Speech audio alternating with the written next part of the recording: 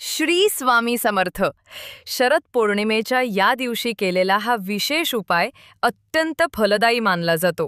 असे म्हणतात की या रात्री केलेल्या या विधीमुळे वर्षभरातील सर्व पापं धुतली जातात, मन स्थिर होतं आणि घरात अपार सुख समृद्धी नांदते. सर्वप्रथम तुम्हाला खीर तयार करायची आहे.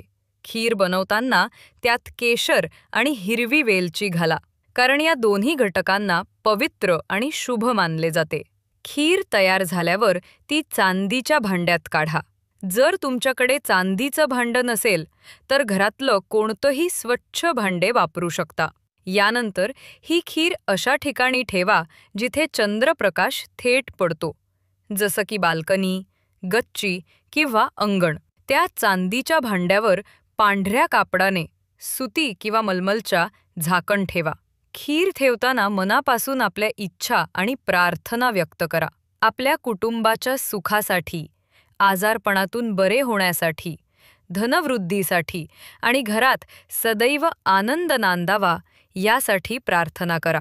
पुढच्या दिवशी सूर्योदयापूर्वी साधारण 4 ते 5 वाजता ती खीर घरात आणा. मग संपूर्ण कुटुंबाने मिळून ही चांदण्यात ठेवलेली खीर प्रसाद म्हणून ग्रहण करावी. असं केल्याने शरीर आणि मन शांत होतं, चंचलता कमी होते, भावनिक अस्थिरता दूर होते, नवीन धनप्राप्तीचे मार्ग उघडतात आणि अडकलेले पैसे किंवा कामं पुन्हा सुरू होतात असं मानलं जातं. एकच शरद पौर्णिमा अशी केली तरी ती संपूर्ण वर्षातील सर्व पौर्णिमांच्या पुण्याइतकी फलदायी ठरते.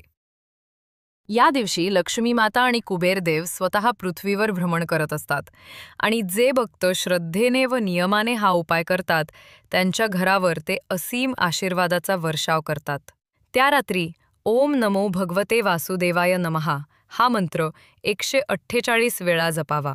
या जपामुळे भगवान श्रीविष्णूंची कृपा प्राप्त होते आणि त्यांच्या सहचारिणी लक्ष्मी मातेची कृपा देखील आपल्या घरावर नांदते. श्री स्वामी समर्थ. हर हर महादेव.